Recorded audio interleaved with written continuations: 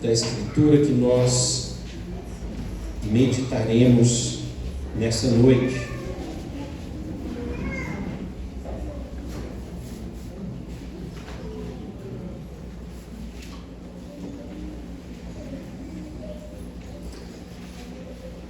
Daniel 4. Estamos em uma pausa em nossa exposição de Apocalipse e hoje voltamos para a nossa exposição em Daniel, profeta Daniel. Hoje o capítulo 4 é um capítulo um pouco longo, mas como é de praxe da nossa igreja, faremos a leitura de toda a palavra de Deus, pois cada verso na palavra de Deus é palavra do Deus Todo-Poderoso. Assim nos diz a palavra do Deus, Criador dos céus e da terra. O rei Nabucodonosor, a todos os povos, nações e homens de todas as línguas que habitam em toda a terra, paz vos seja multiplicada. Pareceu-me bem fazer conhecidos os sinais e maravilhas que Deus, o Altíssimo, tem feito para comigo. Quão grandes são os seus sinais e quão poderosas as suas maravilhas! O seu reino é reino sempre eterno e o seu domínio de geração em geração. Eu, Nabucodonosor, estava tranquilo em minha casa e feliz no meu palácio.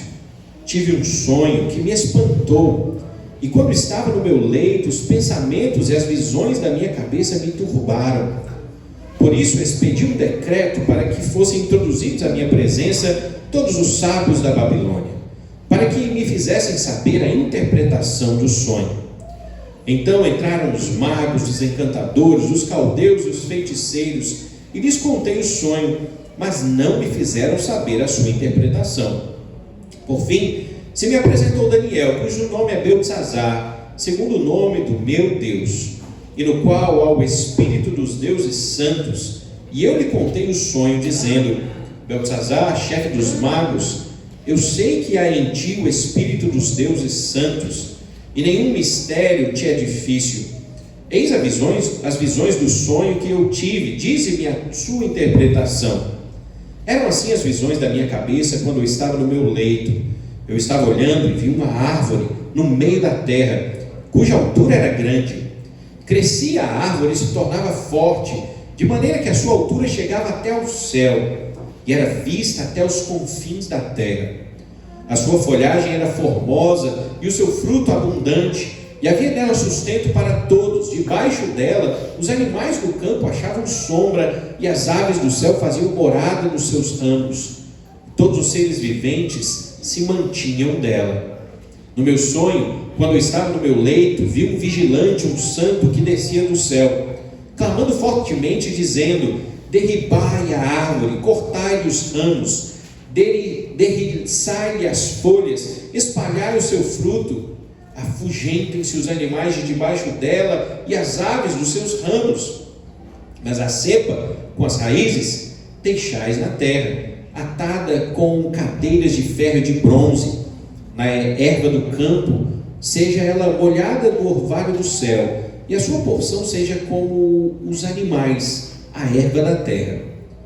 Mude-se-lhe o coração, para que não seja mais coração de homem, e lhe seja dado o coração de animal, e passem sobre ela 7 tempos. Essa sentença é por decreto dos vigilantes, e esta ordem por mandato dos santos, a fim de que conheçam os viventes que o Altíssimo tem domínio sobre os reinos dos homens, e dá a quem quer, e até ao mais humilde dos homens constitui sobre eles. Isso vi eu, rei Nabucodonosor, em sonhos. Tu, pois, ó Beltesazar, dize a interpretação, porquanto todos os sábios do meu reino não lhe puderam fazer saber a interpretação, mas tu podes, pois há em ti o Espírito dos deuses santos. Então Daniel, cujo nome era Beltesazar, esteve atônito por algum tempo, e os seus pensamentos o turbavam. Então lhe falou o rei e disse: Beltesazar, não se turbe o sonho, nem a sua interpretação. Respondeu Beltesazar e disse: Senhor meu, o sonho seja contra os que te têm ódio, e a sua interpretação seja para os teus inimigos. A árvore que viste, que cresceu e se tornou forte, cuja altura chegou até ao céu, e que foi vista por toda a terra, cuja folhagem era formosa e o seu fruto abundante, e em que para todos havia sustento, debaixo da qual os animais do campo achavam sombra, e cujos ramos as aves do céu faziam morada, és tu, ó Rei, que cresceu e vieste a ser forte. A tua grandeza cresceu e chega até ao céu, e o teu domínio até a extremidade da terra. Quanto a que ouviu o rei, um vigilante, um santo, que descia do céu e dizia: cortai a árvore e destruía, mas a cepa com as raízes deixai na terra, atada com cadeias de ferro e de bronze, na erva do campo, seja ela molhada do orvalho do céu, a sua porção seja com os animais do campo, até que passem sobre ela 7 tempos. Esta é a interpretação, ó rei, e este é o decreto do Altíssimo, que virá contra o rei, meu senhor. Serás expulso de entre os homens, e a tua morada será com os animais do campo, e dar-te-ão a comer ervas como aos bois, e serás molhado do orvalho do céu, e passar-se-ão 7 tempos por cima de ti, até que conheças que o Altíssimo tem domínio sobre o reino dos homens, e o dá a quem quer. Quanto ao que foi dito, que se deixasse a cepa da árvore com as suas raízes, o teu reino tornará a ser teu, depois que tiveres conhecido que o céu domina. Portanto, ó rei, aceita o meu conselho, e põe tempo, pela justiça, em teus pecados e em tuas iniquidades, usando de misericórdia para com os pobres, e talvez se prolongue a tua tranquilidade. Todas essas coisas sobrevieram ao rei Nabucodonosor. Ao cabo de 12 meses, passeando sobre o palácio real da cidade da Babilônia, falou o rei e disse: não é esta a grande Babilônia que eu edifiquei para a casa real, com o meu grandioso poder e para a glória da minha majestade? Falava ainda o rei, quando desceu uma voz do céu: a ti se diz, ó rei Nabucodonosor, já passou de ti o reino. Serás expulso de entre os homens, e a tua morada será como os animais do campo, e far-te-ão comer ervas como os bois, e passar-se-ão 7 tempos como em cima de ti, até que aprendas que o Altíssimo tem domínio sobre o reino dos homens, e o dá quem quer. No mesmo instante se cumpriu a palavra sobre Nabucodonosor, e foi expulso de entre os homens, e passou a comer erva como os bois, o seu corpo como molhado do orvalho do céu, até que lhe cresceram os cabelos como as penas de águia, e as suas unhas como as das aves. Mas ao fim daqueles dias, eu, Nabucodonosor, levantei os olhos ao céu, tornou-me a vir o entendimento, e eu bendisse o Altíssimo, e louvei e glorifiquei ao que vive para sempre, cujo domínio é sempre eterno, e cujo reino é de geração em geração.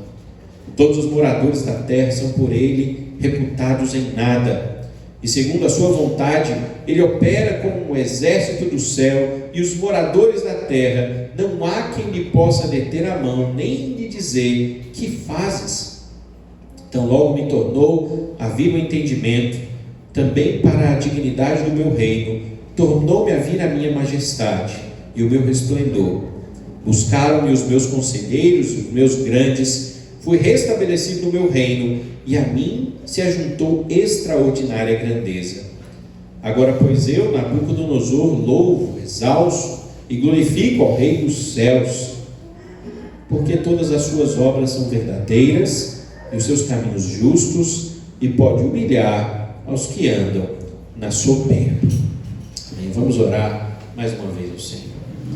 Deus Santo, demos a Tua palavra e agora clamamos a Ti pela Sua graça, enquanto meditamos nas Sagradas Escrituras. Precisamos da Sua glória, precisamos do Seu auxílio. Nos ajuda a reconhecer a Sua voz no meio de tantas vozes que tentam falar às nossas mentes. Nos abençoa, o que te pedimos em nome de Jesus. Amém. Estamos mais uma vez diante de uma realidade bastante difícil de ser compreendida pelo homem, porque estamos aqui diante de atos que são, mais uma vez, atos extraordinários.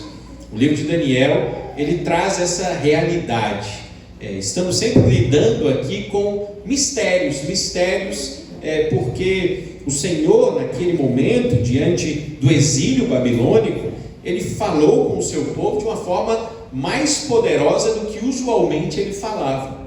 É interessante percebermos isso, porque todas as vezes que Israel, ou o povo de Deus do Novo Testamento, a igreja, ela enfrenta momentos de grande dureza e dificuldade, o Senhor, por meio dos seus sinais e por meio dos seus grandes feitos, eles mostram a sua grandeza para que a sua igreja continue confiando nele e reconhecendo que ele era o Senhor. Aqui estamos diante de mais um ato destes, depois de calar a boca de leões, depois de impedir que o fogo pudesse tomar o povo de Deus. Agora é a vez do próprio rei ter que lidar com o Senhor de toda a terra.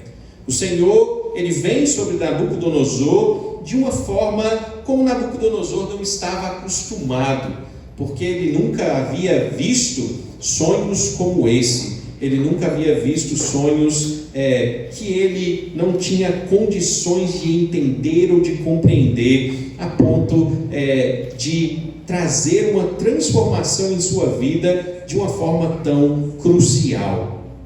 A maneira pelo qual os reis entendiam que os deuses falavam com eles eram sonhos, mas esses sonhos nunca eram aplicados dessa maneira à vida de um rei. O texto que nós lemos, porém, ele não começa falando do sonho. Ele é um texto que é escrito depois de tudo isso acontecer. Temos inicialmente um tipo de doxologia, que seria um tipo de confissão, uma maneira de declarar a grandeza de Deus. Aqui não é Daniel que está escrevendo, aqui não temos Daniel sendo narrador de nada do que se passa aqui. O que vemos aqui é uma declaração do próprio rei, Nabucodonosor. É ele quem está dizendo, é ele quem está contando os fatos, e é ele quem inicia esse texto falando a respeito da grandeza de um Deus que não era o seu Deus. Mas aqui, Nabucodonosor já reconhecia esse Deus da maneira como ele é. Pois aqui, Nabucodonosor, ele fala desse Deus como o Deus Altíssimo, o Deus que faz sinais e maravilhas, o Deus que é grande e poderoso em suas maravilhas, que o seu reino é sempre eterno, o seu domínio de geração em geração. Aqui, Nabucodonosor está declaradamente dizendo que o Deus de Israel é mais poderoso do que todos os seus deuses. E temos que entender que essa confissão de Nabucodonosor, ela é muito significativa, porque diante de uma centena de deuses que aqueles povos adoravam e exaltavam e ofereciam sacrifícios, o rei agora está vindo diante de todo o seu público, de toda a sua nação, de todo o seu império, e ele está declarando: o Deus de Israel é mais poderoso do que todos os meus deuses. Essa convicção, essa verdade aplicada, ela usualmente só pode ser vivida e experimentada depois que nós realmente conhecemos o nosso Deus. Aqui já podemos aplicar algumas coisas. É interessante perceber que nas Escrituras a gente vê usualmente uma experiência profunda com Deus somente por meio de grande sofrimento. É interessante pensar que hoje tememos o sofrimento e tememos a angústia. O mundo que nós vivemos não aceita o sofrimento, ele rejeita o sofrimento e faz tudo para que a gente tenha uma vida de paz, de alegria, de calmaria. Mas a Escritura, ela nos narra e nos diz que é por meio do sofrimento que Deus santifica o seu povo, purifica o seu povo e nos torna semelhantes ao Senhor de toda a glória. Usualmente, as pessoas que têm apenas paz, elas têm que lutar mais contra os seus pecados. Já aquelas que passaram por mais turbulências, por mais tribulações, elas já aprenderam a confiar no seu Deus e elas já aprenderam também a vivenciar uma fé mais madura.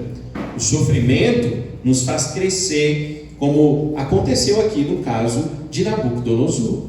Nabucodonosor então descreve a sua vida, e é o versículo 4 que inicia a primeira parte, que é o sonho de Nabucodonosor, vai até o versículo 18.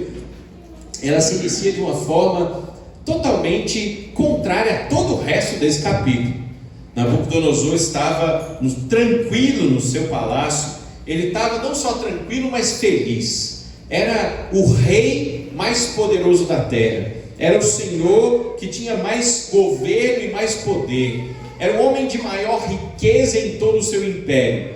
Tudo que ele queria ele tinha, todos os seus desejos eles se tornavam praticáveis. Se ele queria comer algo que viesse de outra nação, os seus servos trariam algo de outra nação. Se ele quisesse dominar um outro povo, os seus exércitos dominariam outros povos. Nada que ele queria lhe era negado. E nessa alegria, nessa tranquilidade, em seu imenso palácio, ele teve um sonho que tomou toda a sua alegria, toda a sua tranquilidade e fez dele um homem atribulado. É interessante pensar como o Senhor, por meio de um sonho, tira a paz do homem mais poderoso da terra. Nabucodonosor estava tranquilo, mas um sonho veio até ele. Nesse sonho, eu vou descrever em poucas palavras, senão ficaremos aqui até muito tarde. Hoje já é um dia muito movimentado, né? Mas a ideia desse sonho é que ele vê uma grande árvore.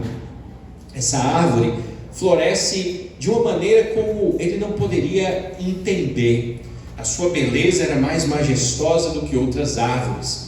A sua grandeza, ela se estendia não só ao pequeno espaço de uma árvore, mas ela se estendia a todas as nações. Debaixo dessa árvore, todos que ali estavam eram abençoados, tanto os homens, quanto os animais, quanto as aves do céu, tudo frutificava abaixo daquela árvore. Mas de repente um homem surge, um homem sem nome, um homem que aqui é tratado como um vigilante. Esse homem vem e ele dá uma ordem, um santo dá uma ordem que desce do céu. Não tem como não fazer uma conexão aqui à pessoa de Cristo, né, no Antigo Testamento.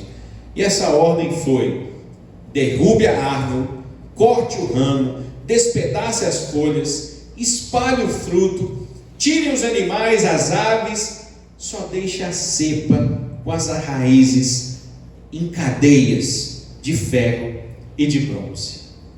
Nabucodonosor acorda totalmente espantado. Qual o significado desse sonho? Qual é a ideia desse sonho? Em português temos uma certa dificuldade, que parece aqui que ele teve um sonho, mas quando vamos ao hebraico, ao original dessa passagem, nós vemos que são mais de um sonho. Provavelmente ele sonhou esse mesmo sonho várias vezes seguidas. E por ver esse sonho várias vezes seguidas, é que Nabucodonosor, ele se espantou tanto. Como que um sonho volta a acontecer na minha mente em noites diferentes, em momentos diferentes? Algo está sendo dito. Deus, ou algum Deus, está tentando se comunicar comigo por meio desse sonho. Qual é a sua natural ação? Ele convoca todos os sábios do seu reino, magos, os caldeus, os homens de maiores estudos, os encantadores, feiticeiros, homens que usualmente interpretavam sonhos. Mas como já vimos aqui em Daniel, esses homens, eles eram falsos intérpretes de sonhos.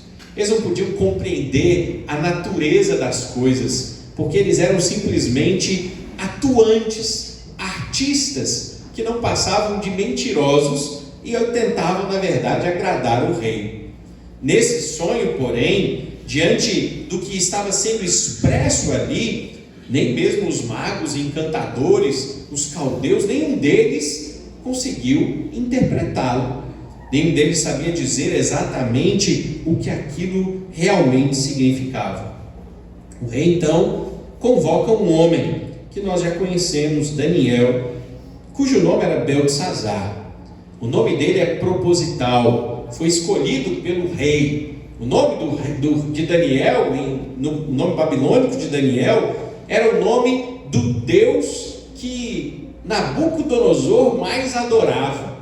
É como se Nabucodonosor estivesse fazendo um tipo de sacrifício ao seu Deus, ao escolher o nome de Daniel como Beltesazar.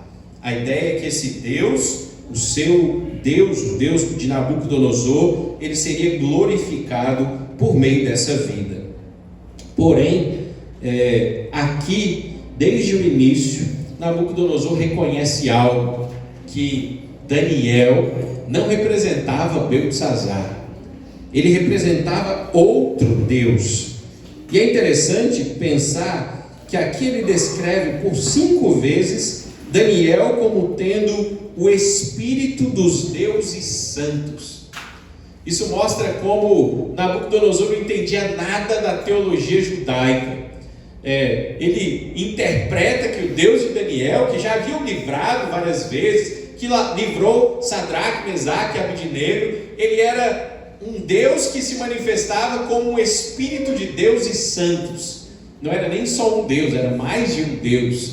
Era um tipo de politeísmo espiritual que não tem como ser explicado muito bem, mas era isso que Nabucodonosor falava. E ele falou várias vezes: Daniel, você tem o espírito dos deuses santos, você vai conseguir interpretar esse sonho aqui.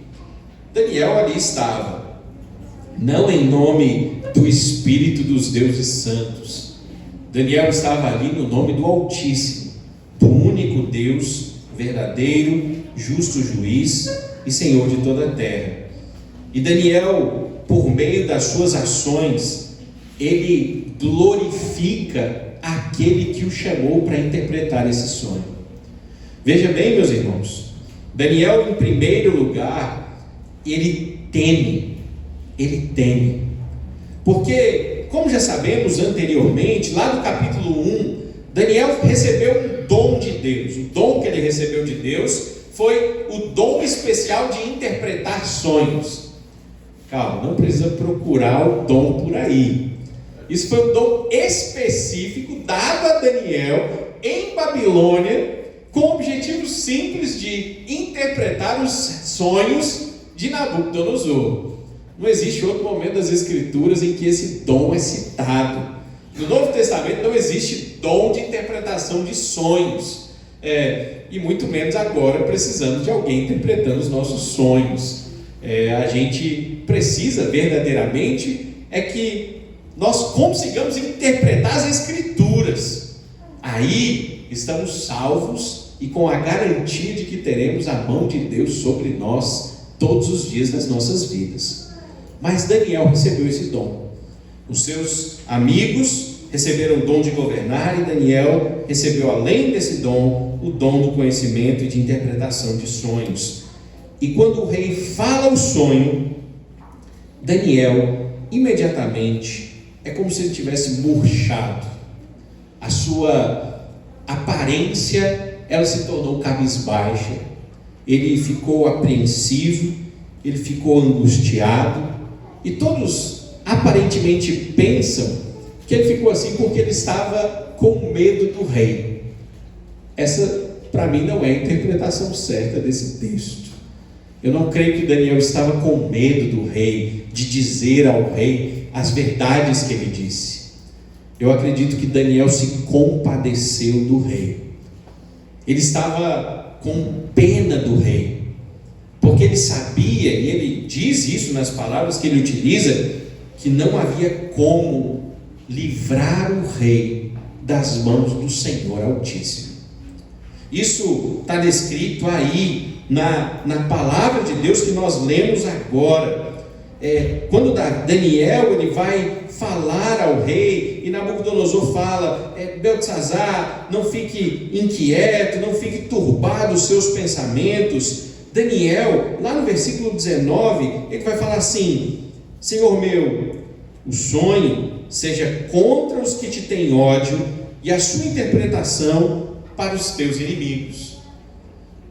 Daniel sabia o que estava por vir, ele já havia entendido o que Deus ia fazer com Nabucodonosor, e primeiro, antes de interpretar o sonho, ele faz uma oração. Quem sabe, Deus, o Senhor possa libertar Nabucodonosor do fim que lhe espera. Quem sabe Nabucodonosor possa se voltar a Deus e não experimentar as mazelas que o aguardam. Ele está compadecido dele, mas ele não teme dizer a verdade.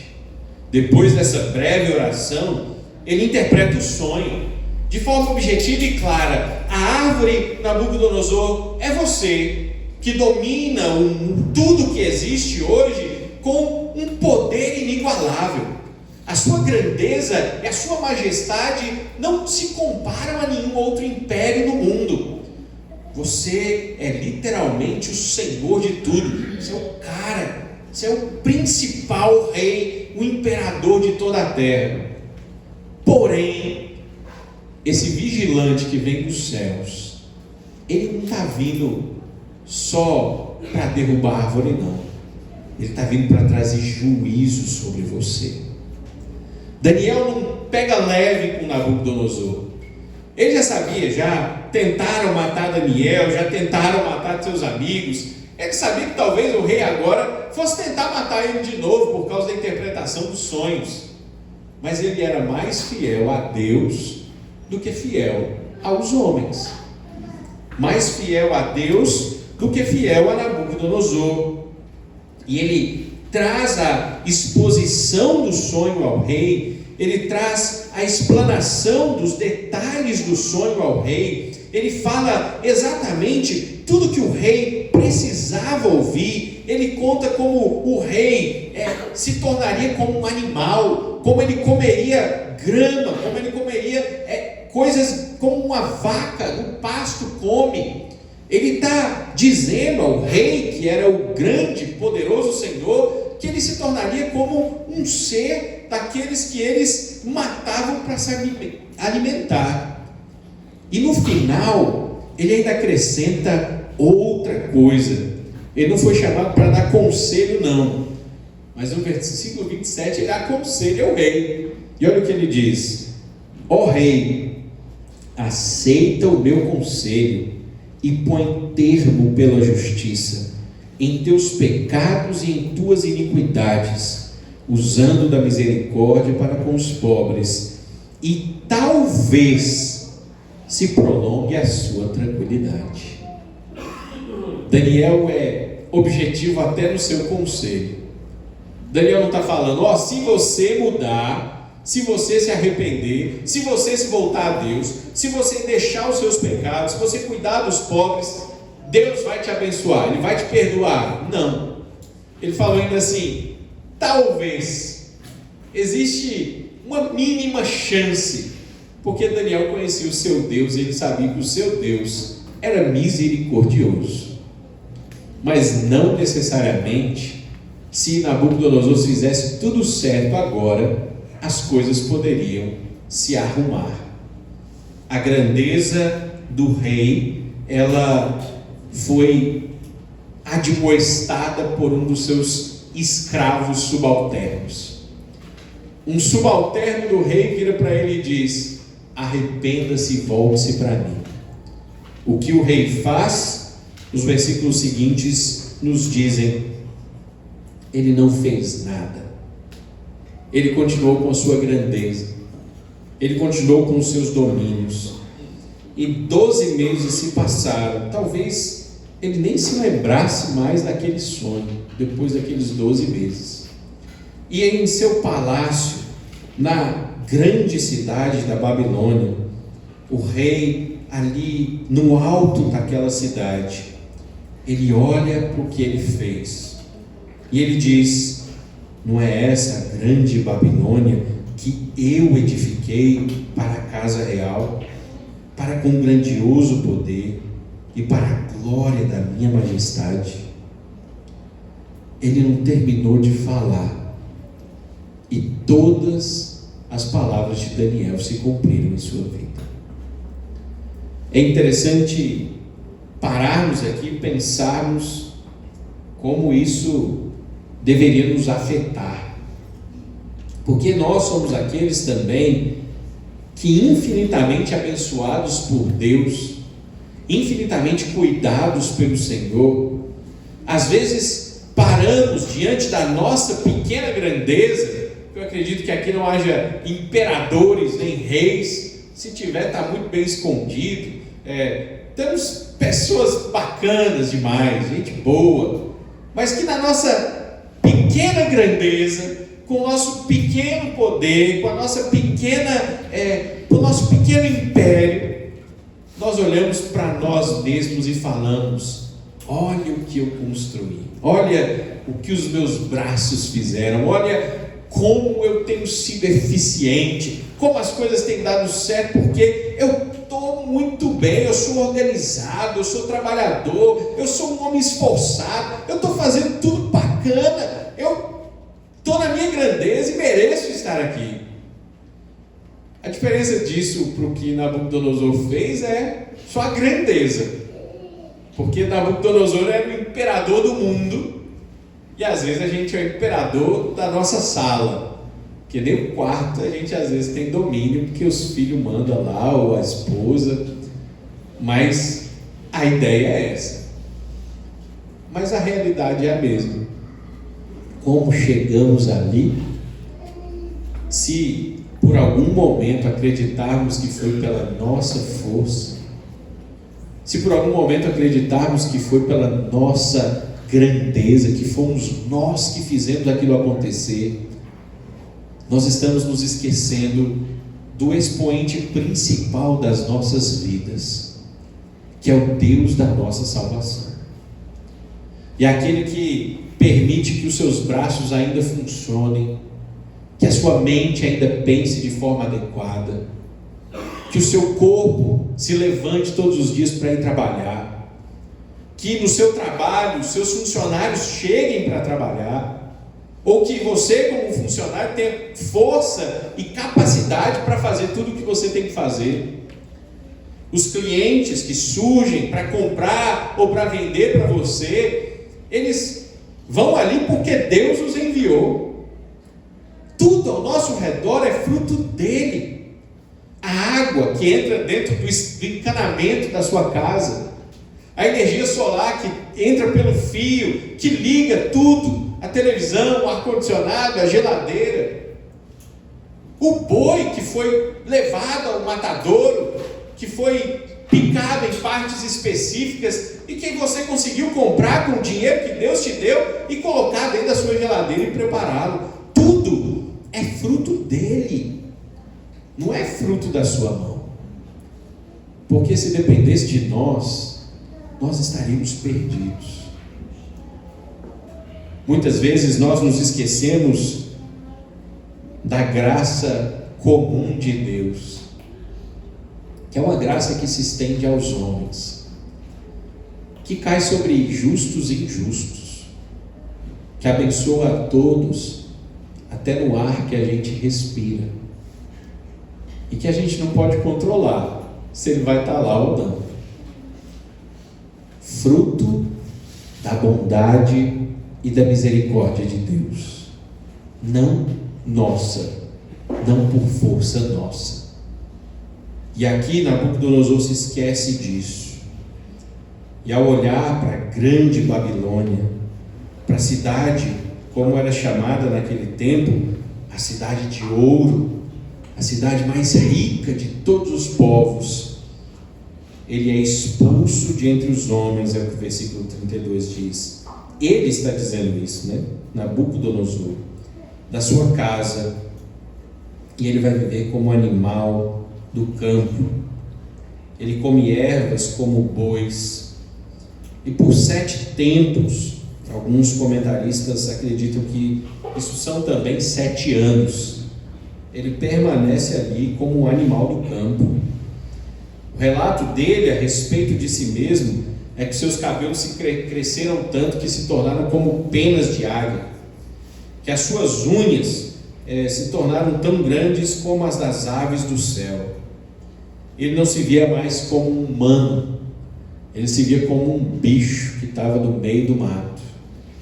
Isso é uma descrição feita pelo próprio Nabucodonosor, não é outro que está descrevendo isso, é ele quem disse a respeito dele mesmo. Até que no fim daqueles dias, cumprindo-se mais uma vez o que Daniel interpretou, e é curioso pensar, Nabucodonosor, ele olha para o céu, e ao olhar para o céu, a ideia é que ele está buscando algo que vem de cima, que ele está buscando o Senhor Altíssimo. Quando ele olha para o céu, o seu entendimento volta. Quando o seu entendimento volta, preste atenção no que o versículo 34 diz. Ele bendiz ao Altíssimo. Depois desses 7 tempos, Nabucodonosor entendeu. E ao invés de, depois de voltar ao seu entendimento, ele correr para o seu palácio, ele tentar reestruturar o seu corpo, andar como humano, reordenar o seu reino, governar tudo de novo, o que Nabucodonosor faz é: eu vou adorar ao Deus que me fez passar por isso. Eu vou adorar o Altíssimo. E ele diz: eu louvei e eu glorifiquei ao Deus que vive para sempre, cujo domínio é para sempre e cujo reino é de geração em geração. A humilhação de Nabucodonosor o fez ver a grandeza do Deus Altíssimo. É interessante pensar como muitas vezes é necessário que a gente aprenda da pior maneira possível. A gente tem tudo para aprender certo, não é verdade? A ideia é que Deus nos dá o caminho facilitado, especialmente por meio das Escrituras. É que a gente lesse, e ao ler a gente fosse convencido, convertido e transformado para viver uma vida justa. Mas infelizmente a verdade é que nós não aprendemos como deveríamos. Eu me lembro de um pastor amigo da minha juventude, isso foi pesado o que ele falou, mas eu nunca me esqueci. Ele virou para uma pessoa e falou assim: olha, essa talvez seja a 5ª ou a 6ª vez que eu estou falando para você parar de cometer esse pecado. Essa pessoa, ela bebia muito e dirigia de noite bêbada. E ele virou para ele e falou assim: olha, não espera Deus colocar você numa cadeira de rodas sem poder andar mais, para você se arrepender do que você está fazendo.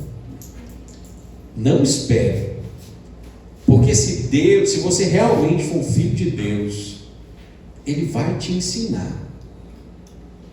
Curiosamente, na semana seguinte, esse homem teve um acidente de carro. Ele não ficou paraplégico, mas ele ficou um bom tempo numa carreteira de rodas. Ele podia ter ouvido. Se ele tivesse ouvido aquele chamado ao arrependimento, talvez aquele acidente não tivesse acontecido. E fato é que isso se dá conosco o tempo todo. Quantas vezes o Senhor já nos chamou para a santidade? Quantas vezes o Senhor já nos chamou para abandonar os nossos ídolos? Quantas vezes o Senhor nos chamou para uma vida justa e reta, para cuidar do nosso irmão? E a gente simplesmente, muitas vezes, ignora tudo que Ele fala, vivendo a vida do jeito que a gente quer, da forma como a gente quer, pensando que vai estar tudo bem, porque o nosso Deus é um Deus de amor, que ama todo mundo e que cuida de todo mundo, e nunca vai deixar de cuidar de todo mundo. Quando as Escrituras enfatizam que Ele é um Deus que disciplina o seu povo, Ele nos disciplina. Ele não vai aceitar o nosso pecado. E na sua disciplina, o sofrimento é parte do nosso aperfeiçoamento. Nabucodonosor entendeu. Ele volta à sua casa, ele volta à sua grandeza, ele recebe o reino de volta, e os seus conselheiros, os grandes, eles voltam para ele. Mas no fim, lá no versículo 37, Nabucodonosor não volta a olhar para a grande Babilônia e dizer o que ele disse lá atrás: não é esta grande Babilônia que eu edifiquei? É isso que ele diz lá no 37? Não. Agora ele diz: agora eu, Nabucodonosor, louvo, exalço e glorifico ao Rei do céu, porque todas as suas obras são verdadeiras e os seus caminhos justos, e pode humilhar aos que andam na soberba. Que ensino precioso! Aparentemente, Nabucodonosor não se converteu verdadeiramente. No fim, há vários debates sobre isso, mas aparentemente ele voltou a pecar muitas e muitas vezes até o fim. Mas a ideia é que diante da glória e do poder de Deus, até o injusto e o indigno consegue reconhecer o poder do maravilhoso Senhor. Ele é louvado, ele deve ser exaltado, ele é o Rei dos Reis, e o Rei dos Reis, o Deus verdadeiro, o Deus glorioso, ele humilha os exaltados, porque no reino de Deus só existe um Senhor, e esse Senhor não pode ser nem eu nem você. É para Ele, tudo é para Ele, porque Ele é o Senhor da nossa salvação, porque sem Ele nós estaríamos perdidos, porque sem Ele não haveria esperança para nossas almas, porque sem Ele não haveria esperança para os nossos filhos, para os nossos parentes. Sem Ele toda a igreja estaria perdida. Sem Ele, Satanás estaria reinando sobre nós e governando as nossas vidas. Sem Ele, não há nada a não ser perdição e pecado e morte. Mas com Ele, nós encontramos a paz com Deus. Nós temos vida e vida em abundância. E hoje nós podemos, como faremos em breve, nos assentar na mesa do Rei, pegar o pão do Rei e o sangue do Rei, o cálice do Rei, e comer e beber diante da presença do Senhor de toda a terra. Que possamos aprender com Nabucodonosor a nos humilhar na presença do Rei. Não creia, meu irmão, que você é alguma coisa quando só Ele é tudo para mim, para você. Que Ele reine em sua vida e que a sua vida seja vivida para a glória dEle. Essa é a meditação final. Você tem vivido para a glória de Deus? Seus atos são para a glória de Deus. A maneira como você vive, como você anda, como você usa aquilo que Deus te dá, é para honrar e glorificar o nome de Deus. Que isso possa te levar a meditar na maneira como você tem vivido a sua vida, e que, ao contrário de Nabucodonosor, se for necessário que você se arrependa, você mude de caminho e volte-se àquele que pode salvar a sua alma. Amém? Vamos orar mais uma vez ao Senhor. Deus Santo,